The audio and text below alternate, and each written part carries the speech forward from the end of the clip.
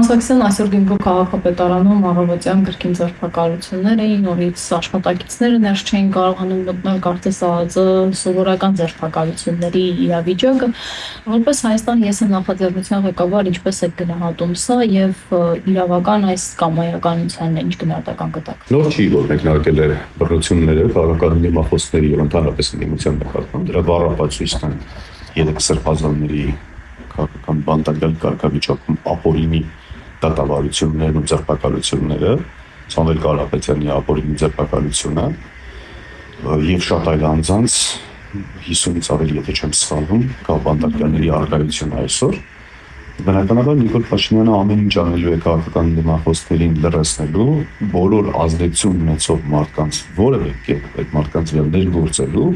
եւ քաղաքական արենայից չեզոքացնել։ Սա Նիկոլ Փաշինյանի գործողությունների տրամաբանական շղթան է եւ որևէ բանից պետք չի զարմանալ։ Այո, պետք է պատրաստ լինել ցանկացած դեպքում ձերբակալությունների, ապօրինի քրեական ու քննչական գործողությունների, կարծում եմ Վարդան Ղուկասյանը եւս պատրաստ էր այս ամենին եւ գիտակցում էր ու տեսնում էր հանգուցալուծումը որպես այսպեսին։ Պետք է ուղղակի չվհատվել, հայտարարել ընդհանուր միասնական ուժերով, այդ թվում ամբողջ ընդդիմության, ոչ թե կեղծ ընդդիմադիր իրենց հռչակացնելի, այլ ամբողջ ընդդիմության միասնական ճակատով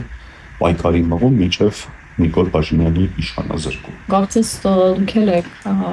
այդ ուժերից մեկը եւ հայտարարում եք, որ այո Նիկոլ Փաշինյանի իշխանազրկման համար պատրաստ եք ցանկացած քայլի եւ կարծես ձերբակալությունների շղթան մաս ավելանում եք հաղթանդարկյալների թիվը եւս։ Ինքներդ սպասում եք ձերբակալությունների ապօրինի քրեական գործերի։ Իհարկե, մի ամբիցիոն կլինի չսպասել։ Իհարկե գործողությունները մաքսիմում փորձում ենք տրամաբանված իրականացնել եւ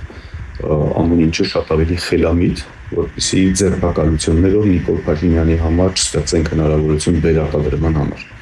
Գիտեք, դա կլինի ուղղակի կարճատեսություն, առավելևս քաղաքական կարճատեսություն, խոսել, կատարել գործողություն եւ սպասել ձերբակալության։ Ոչ, այդպես չպետք է լինի։ Հակառակը պետք է գործել այնպես, որպեսզի ձերբակալությունը կամ ձերբակալության այսպեսի գործողությունները բոլոր ընդդիմադիրների դուրը չթակեն եւ ընդդիմադիրները կարողանան հասնել իրենց նպատակների իրագործման։ Մենք գիտակցում ենք, որ դա անխուսափելի է եւ կարող է մի օր գալ, հայկական այսպեսի ասացված գոյություններ չէ, ուխտը մեր դրամը կչոքի,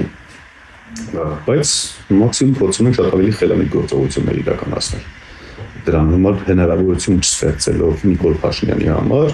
2026 թվականին առանց մրցակիցների ընտրության գնալու։ Այս փուլում կա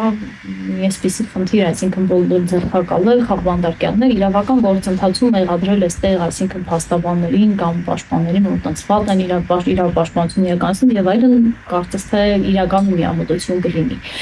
Այս գործողությունները ի վերջո քաղաքական հանգուցալուծում կգտնեն 2026-ին, թե դրանից շուտ հնարավոր է ընդդիմադիր ճակատով հավաքվել, փորձել ինչ-որ բան փոխել։ Երբևէ չի կարելի որևէ գործողություն բացառել, այդ թվում Նիկոլ Փաշինյանի իշխանազրկումը չի կարելի բացառել մինչև 2026 թվական։ Ես միշտ հայտարարում եմ, որ 2026 թվականը դա պետք է լինի բոլոր ընդդիմադիր ուժերի համար երկարաժամկետ պլանավորում։ Բայց միջնաժամկետ, կարճաժամկետ պլանավորում իհարկե բոլորն են, այդ թվում մենք ունենք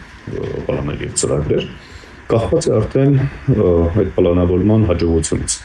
Կհասցնենք միջնաժամկետում հաջողության հասնել, թե այնուամենայնիվ երկարաժամկետում պետք է պլանավորել հաջողությունը։ Դա վերջերս շատ ակտիվ մենք նախաձեռնում ենք երկկողմ քննարկումներ, շուտով կմտնենք բազմակողմ քննարկումների փուլ եւ կտեսնենք ընդհանուր ընդդիմադիր ճակատի ձևավորումը ինչպիսի հաջողություն կստանա։ Նախնական մեր հանդիպումների արդյունքները բավականին ոգևորող են, բավականին դրական բոլորի վերաբերմունքը։